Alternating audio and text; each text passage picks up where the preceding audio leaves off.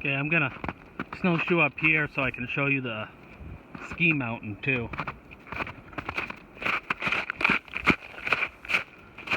Up here without falling. Yeah. Brush. So you can kind of see a little bit, but that whole mountain range right there is Sunday River. You can kind of see, I don't know if it'll focus, you can see the trails going up over there, so it's kind of coming in and out of focus, but that's Sunday River. I don't know, I think the peak of Sunday River is like 4,000 or 5,000 feet. It's pretty high. So you can see up there, there's the logging road that needs to be plowed out. We're cutting everything on both sides of this road. It's 100 acres, so. But anyways, I just wanted to show you the mountain there. So, Sunday River, Sunday River. So, this is Saturday, the 21st of January, and I'm snowshoeing into our next job. They got to plow this road out down here. If you can see it, it's about 1.5 miles of logging roads. It's about 1,200–1,500 feet of elevation right here. Across the way is Sunday River Ski Resort. This is their land. So company I contract for has got to bring a bulldozer in, plow this whole road out behind me. 1.5 miles. It's pretty steep grade too. You're gonna need triples all around the truck, I believe. I don't think it'll be that bad getting in here, and I don't think it'll really be that bad getting out, but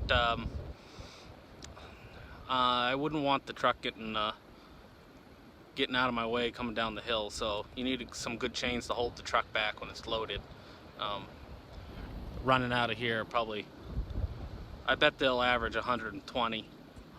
So you got 120,000 pounds pushing an 18-wheeler down. I'd say probably in places it's a 10% grade, so there's areas where it's as much as you want to, you know, really safely put a truck, but there's worse too. So this was cut probably like 12 years ago. As you can tell, it's pretty friggin' windy today, so I don't know how this audio will come out, but they cut this about 12 years ago. I guess they cut the popple out. I'd say it was cut fairly hard, really, and I got supposed to have a buncher in front of me here to lay the wood down in front of the processor, because this would be, I could do it, but it'd be a little hard to chase with the processor. So it just depends on the buncher here. So, and I guess the guy that owns the buncher, I know him pretty well. He ran into a little bit of a snag on the job he was laying wood down to get here, and basically, I guess it was wet there, and they were sinking up to their belly, you know, belly pans with the grapples. And they're south, so that could kind of mess up our start here. So I got a little bit of wood left to cut on the last job and some bigger pine to cut by hand. But there's some challenging ground here too. It's pretty rocky, and this country here is pretty unforgiving. It can be pretty steep. Right behind us here, it doesn't really look like it, but that comes up hard. You couldn't get any piece of equipment up there. So I think pretty much here, the ground will let you know where you can go. It's just being able to, it depends on the buncher operator too, and how they can navigate the ground, because I don't care what you have for a forwarder or grapples, yarding uphill steep, it just doesn't work. I mean, you can have a little uphill, but you can't pull wood a half a mile or up some, you know, a 30% grade. It just isn't going to work. You'll starve to death. And I don't care what you have, Timber Pro, Caterpillar, Tire Cat. So you have to find kind of little plateaus and little areas for the buncher to kind of get up in and bring wood out and not dropped a glove and not make make it completely difficult for the woods crew.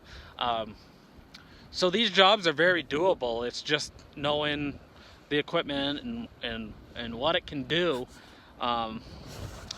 And a lot of times, you know, I'm victim to this where I do it to myself. You know, I get on these jobs and, you know, like I snowshoed up in here. See the snowshoes. Like I said, 1.5 miles or so. And I tend to first sight be like, you know, what the frig? You know, where's the wood? And look at this ground. You know, how are we gonna do this and make money? And then once you get doing it, it's not so bad. So the older I get, the less I worry about that. And if we can't get it, we can't get it.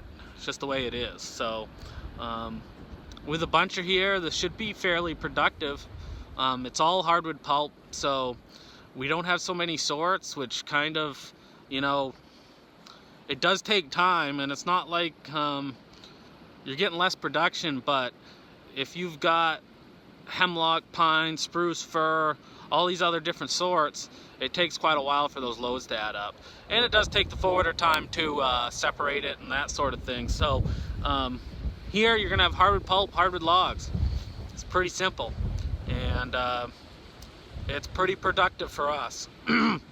Where, you know, I have a processor and a forwarder, and then we'll put the buncher in front of it. So it shouldn't be too bad. And of course, the buncher's a pretty big machine, so they're able to navigate some of this ground a little better, and they can pull, they can walk up steeper little knobs and get wood down where it's flat and stuff, so, which is a little harder with the processor. So, you know, we'll do what we can. I try not to get too worked up, because it never really seems to do anything. So, and, you know, they don't really care anyway. So, you know, if I can't get it, you know, that's all right. I don't give up that easy. So there will be some interesting ground here. I think, you know, I crashed my drone in the springtime on another note, and I'm looking into some other drones, and I'd like a GoPro. So I think I'm gonna look at the Karma, because it's kind of dual purpose, where the GoPro goes with it. So why not have a drone with a GoPro that you can use for other stuff? So I think that'd be pretty neat. I think it would be pretty neat to get some drone footage, you know, up high. You can look over at the ski mountain and the truck going down out of here, because they're plenty capable of trucking out of here, but they're gonna have fun. As you can see, the wind, I bet it's blowing 30 miles an hour right now. I hope the audio comes out all right. But anyways, yeah, the trucking's gonna be it's gonna be interesting, and I'm sure the skiers will love hearing that Jake brake blat all the way down this hill for 1.5 miles at 3 o'clock in the morning. So we'll let everybody know that we're here and we're working, doing what they don't want to do. So they're here vacationing, having fun, and well, we have fun sometimes, but they'll hear that Jake brake coming down the hill. So alrighty, I just thought I'd do a quick video here. I'm gonna start snowshoeing back out. Please subscribe, like the video, share it. I'm gonna do a little more. So I haven't done one in a while, so I figured I'd throw one up today, and we'll catch you guys later.